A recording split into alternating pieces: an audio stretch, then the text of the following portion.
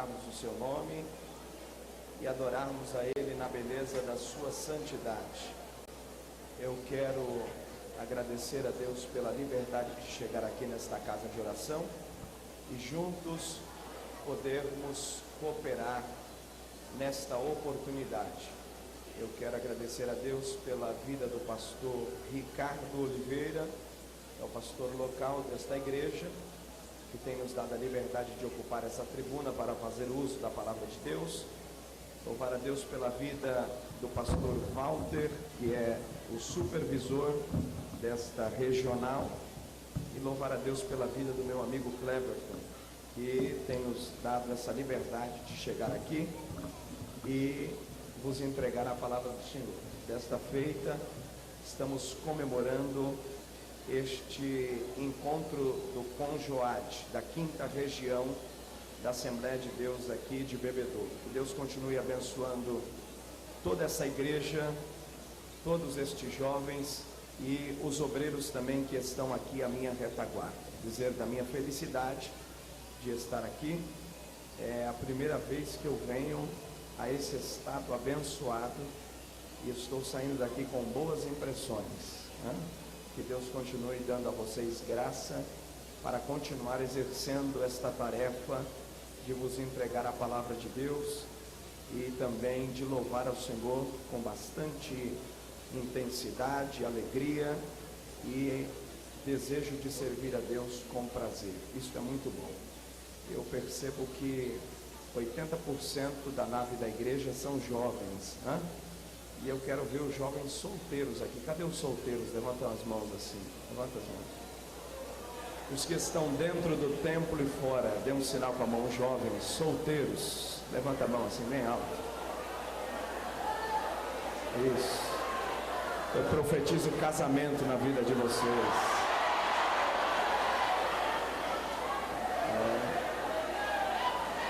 Se alegraram, né? A alegria. Escute aqui. Escuta aqui. A alegria do solteiro é casar. E tem 3 fases na vida do jovem. Escute aqui.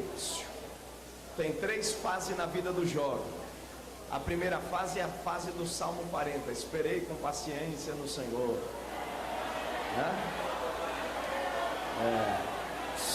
Tá esperando, né?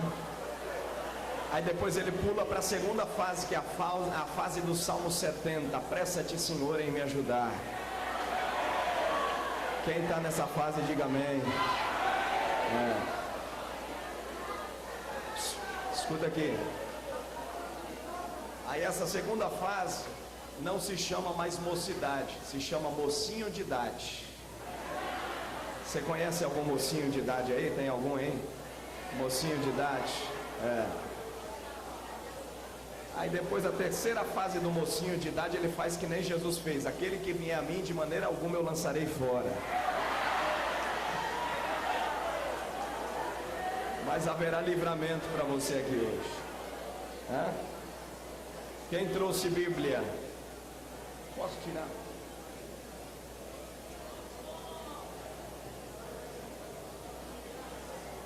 Abra a tua Bíblia comigo. Último livro da Bíblia, Apocalipse. Apocalipse, capítulo de número 3.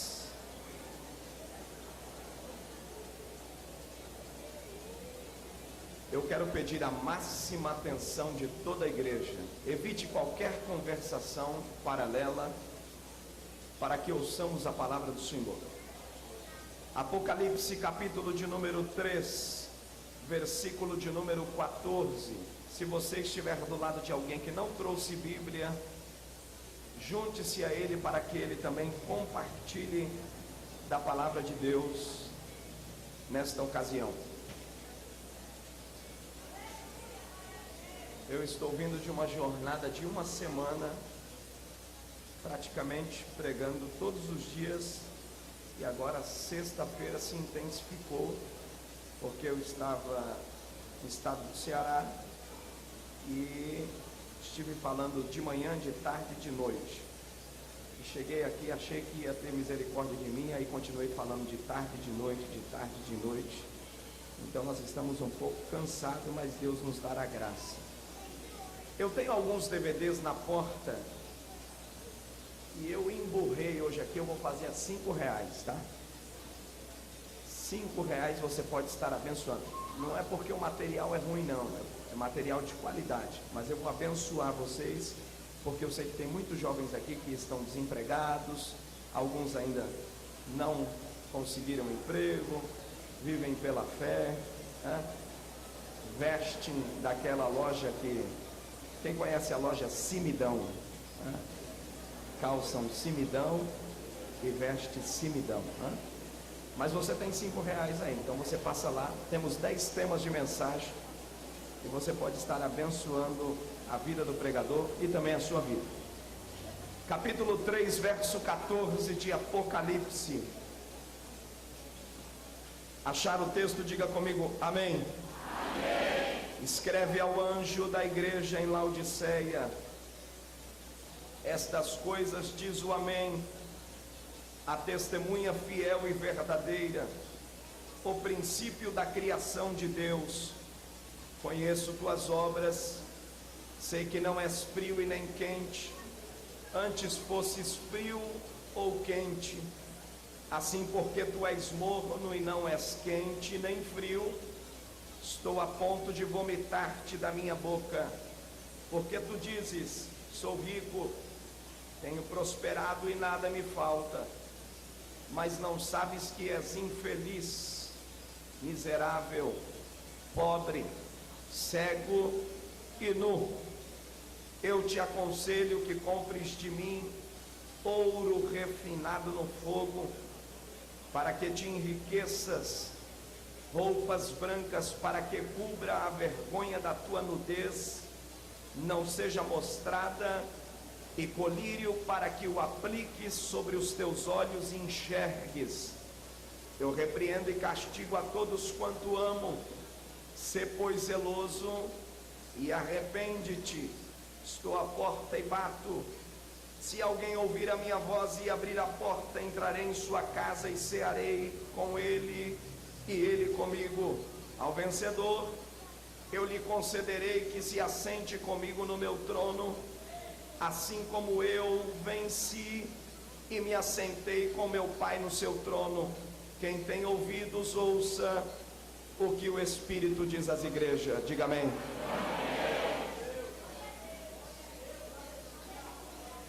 Esse texto do capítulo 3 e do verso 14 está falando a respeito de uma visão, e é uma carta escrita à igreja de Laodiceia.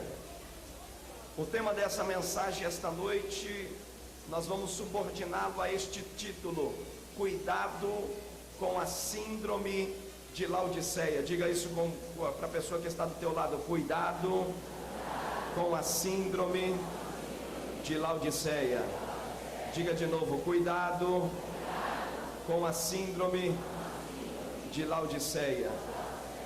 Os anos sombrios da perseguição contra a igreja havia começado. Era exatamente no ano de 86 que Domiciano assume o poder, e quem era pastor na igreja de Éfeso era João. Ele estava pregando com muita propriedade, com muita autoridade, e ele é levado para uma ilha vulcânica, e esta ilha é chamada Ilha de Patmos. Qualquer indivíduo que fosse levado para a Ilha de Patmos, ele era levado a fim de morrer. Desta forma, era o último estágio da vida do indivíduo, porque acreditava-se que na Ilha de Patmos as piores feras residiam ali, faziam as suas moradias, e João é levado nesta ocasião para morrer por causa do evangelho. Ele havia apanhado bastante, havia sido perseguido, e quando ele estava na ilha de Patmos, ele tem uma visão, e ele diz: eu vi uma visão. Era num domingo. Os escritores dizem que ele estava deitado, escorraçado pela sociedade. Além de estar escorraçado pela sociedade, fragilizado também fisicamente, com machucados sobre o seu corpo, sobre as suas costas, vergões porque tinha apanhado, e ele fraco tem uma visão de uma voz e alguém que chega a ele e diz: escreve as igrejas da Ásia Menor. E ele escreve 7 cartas que ele escreve. A primeira é para a igreja de Éfeso, a segunda para a igreja de Esmirna, a terceira para a igreja de Pérgamo, Tiatira, Sardes, Filadélfia e por fim a igreja de Laodiceia. Essas 7 igrejas que eu acabo de mencionar para vocês, nós da igreja desta atualidade também temos alguns comportamentos dessas igrejas, porque alguns estudiosos acreditam que essas igrejas da Ásia Menor, elas também servem de símbolo, porque aqui foram 7 períodos da história da igreja assim classificada. A igreja de Éfeso, ela representa a igreja apostólica. A igreja de Esmirna, ela representa a igreja dos mártires. A igreja de Pérgamo, ela representa a igreja oficial dos tempos de Constantino.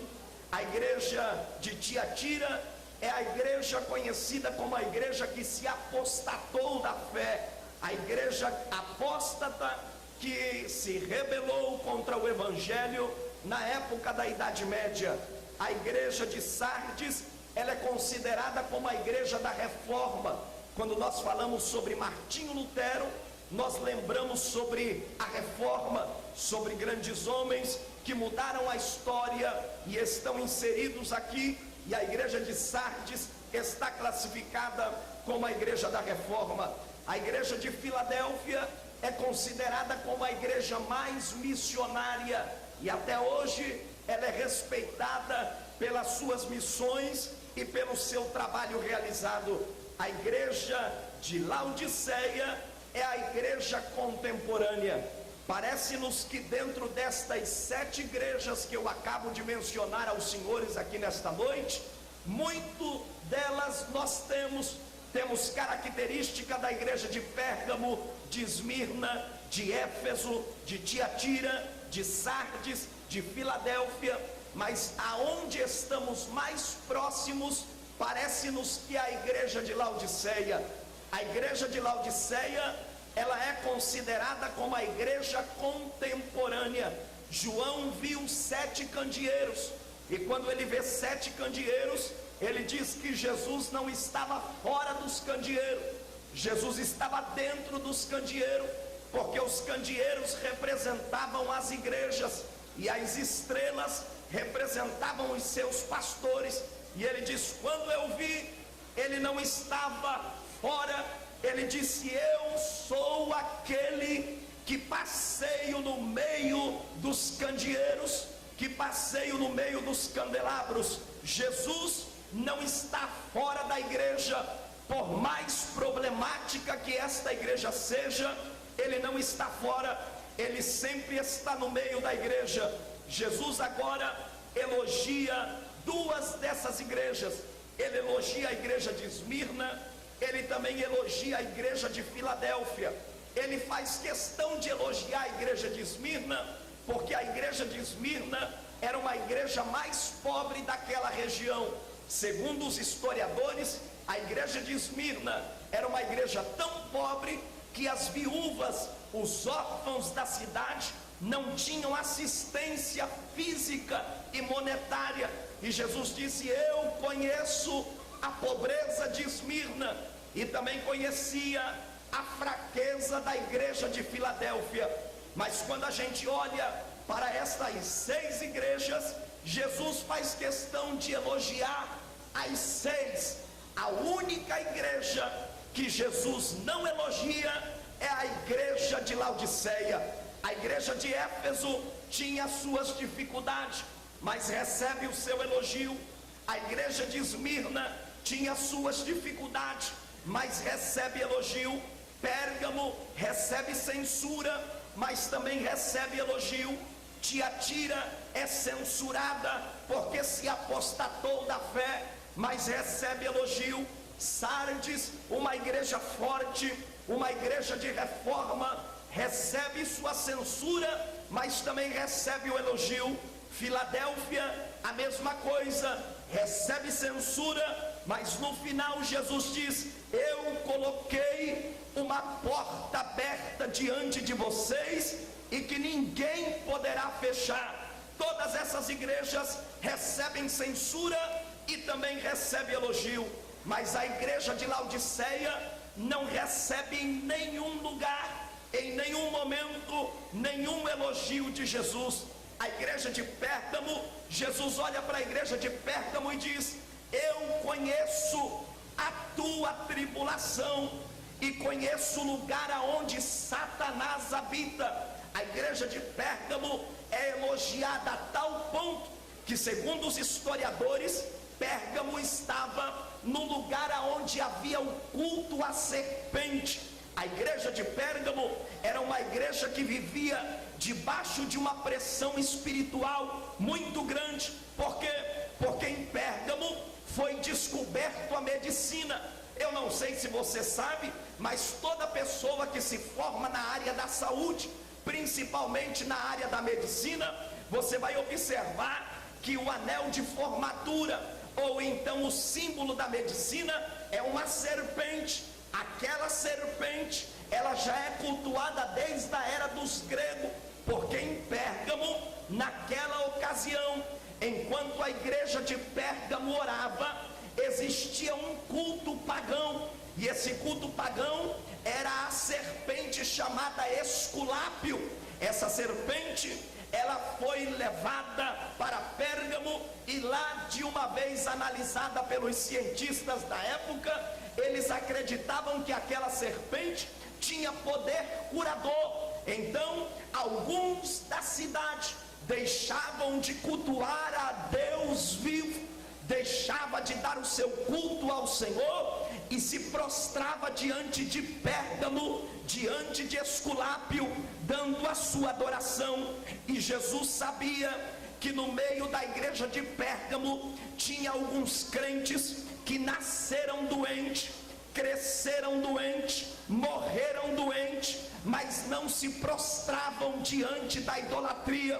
Deixa eu abrir um parênteses aqui.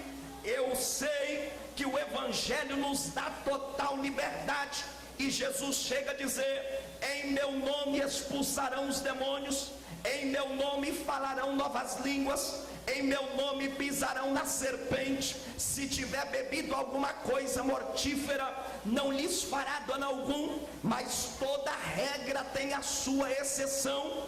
Existem algumas enfermidades que Jesus não vai curar, porque existem algumas situações que Jesus não vai resolver, como no caso de Paulo. Paulo tinha um espinho na carne, e Paulo diz: por 3 vezes eu orei e disse ao Senhor que retirasse de mim esse espinho, porque era difícil conviver. Uns dizem que era uma doença, outros dizem que era cegueira, outros dizem que Paulo sofria de distúrbios psicológicos, outros dizem que um mensageiro de Satanás lhes bofeteava.